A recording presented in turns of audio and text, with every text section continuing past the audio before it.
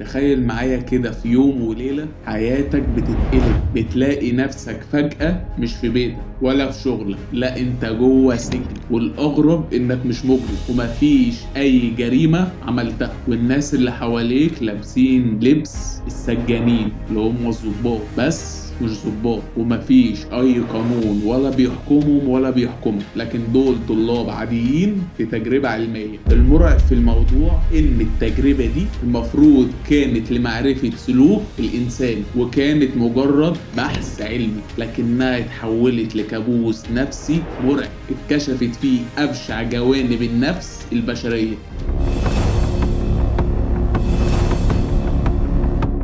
صباح ومساء الخير على حسب الوقت اللي انت بتتفرج فيه على الفيديو. ونبدأ بالصلاة على النبي عليه أفضل الصلاة والسلام، وندخل على تجربة السجن. تجربة سجن جامعة ستانفورد، واحدة من أخطر الفضايح في تاريخ علم النفس. التجربة اللي كشفت إن الخير والشر مش مجرد صفات، لا دي ممكن تكون نابع من الظروف اللي بنتحط فيها. القصة بدأت سنة 1971 في جامعة ستانفورد في أمريكا، ونروح لدكتور اسمه فليب، أستاذ علم نفس. كان عنده سؤال محيره شوية: هل الوحشية اللي بنشوفها في السجون بتيجي من الأشخاص نفسهم ولا بتيجي من الظلم نفسه؟ وعلشان يجاوب على السؤال ده قرر فيليب يعمل تجربة اجتماعية فريدة من نوعها. الفكرة كانت تبان بسيطة جدا على الورق، ان هو يجمع مجموعة من الشباب الجامعيين اللي ما عندهمش مشكلة نفسية وجسدية، وبيقسمهم لمجموعتين بشكل عشوائي، مساجين وظباط، وبعدين يحبسهم في سجن وهم في الجامعة لمدة أسبوعين. افتكر المدة دي ويشوف إيه اللي هيحصل. الإعلان عن التجربة كان غريب شوية. ساعتها راحوا نشروا إعلان في الجريدة بيطالبوا فيه متطوعين رجال، وهيدفعوا لكل واحد منهم $15 في اليوم، وده كان مبلغ كويس جدا وقتها.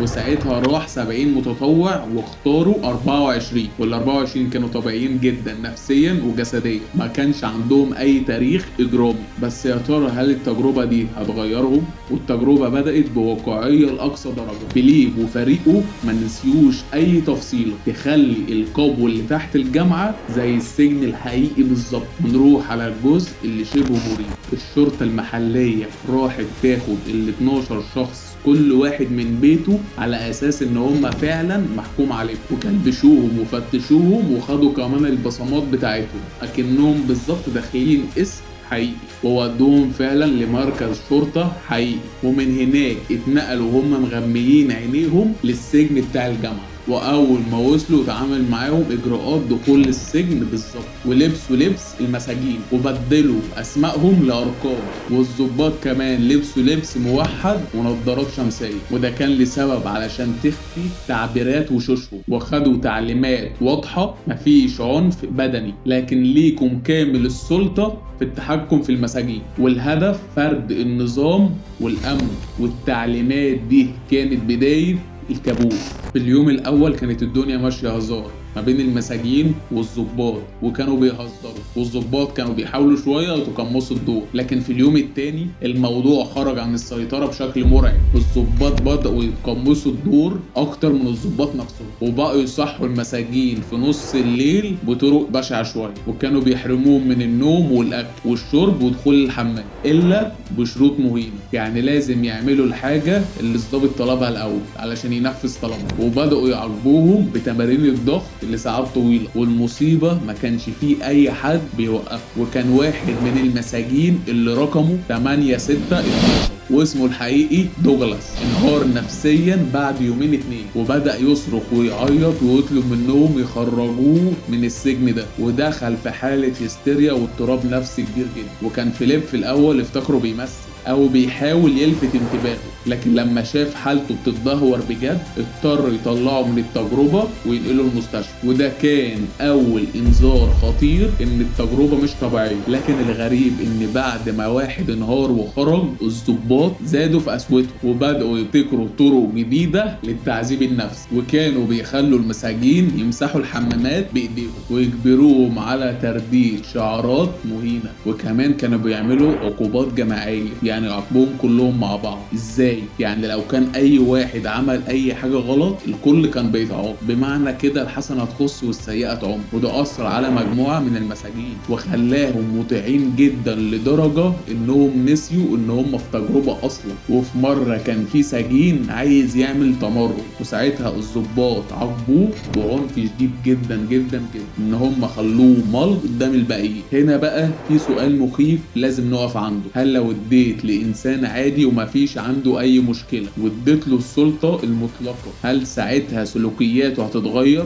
يعني احنا في شر جوانا نستنى الظروف الصح علشان يطلع، ولا الظروف نفسها هي اللي بتفرض علينا ادوار تخلينا نعمل حاجات ما كناش نتخيل ان ممكن نعملها؟ دي كانت النقطه اللي كانت التجربه بتكتشفها بوضوح مرعب. واللي كان غريب اكتر في الموضوع ان الدكتور فيليب اللي كان بيقود التجربه اتقمص هو كمان دور مدير السجن. يعني هو كمان دخل جوه الدور وبقى جزء من النظام، وكان بيسمح للضباط يعملوا حاجات غريبه ومؤذيه، ونسي تماما ان هو استاذ علم نفس. لكن اللي وقف الجنون ده كله كان في واحدة من الباحثين بتزوره، ودي كانت خطيبة فيليب وقتها وكان اسمها كريستينا. ولما شافت اللي بيحصل كانت مصدومة وقالت لفيليب كلام غير كل تفكيره، وقالت له انت ازاي سايب كل ده يحصل؟ يا فيليب كده انت شكلك نسيت انك استاذ علم نفس وفاكر نفسك انك مدير السجن. وهنا فيليب فاق من الصدمة ومن الوهم اللي كان عايش فيه، وقرر يوقف التجربة فورا بعد 6 ايام بس. وكانت التجربة مفروض تقعد اسبوعين، علشان اللي حصل في ال6 ايام ده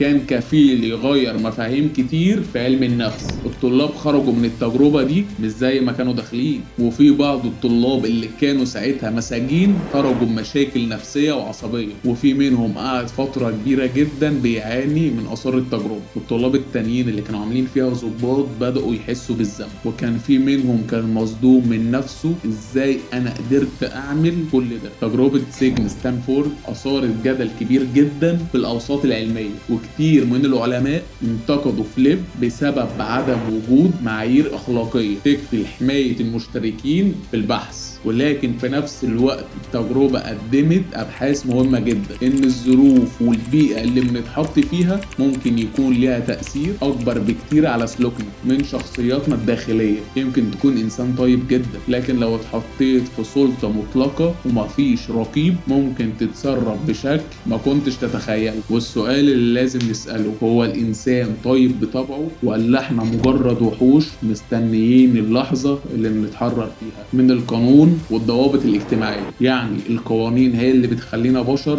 ولا احنا اللي بنختار ده؟ يعني تخيل معايا لو كنت انت مكان طالب من الطلاب اللي كانوا عاملين فيها المساجين، كنت هتخضع ساعتها للنظام ولا كنت هتقوم لحد اخر نفس؟ ولو كنت ضابط كانت السلطة هتحولك لشخص تاني، وشخص عمرك ما تخيل انك ممكن تكون. اكتبوا لي في التعليقات ايه اكتر لحظة صدمتكم في التجربة. وبكده يكون فيديو النهاردة خلص. لو عجبك الفيديو ما تنساش تعمل شير ولايك وسبسكرايب وتفعل زر الجرس علشان يوصلك كل جديد. اشوفكم على خير، سلام.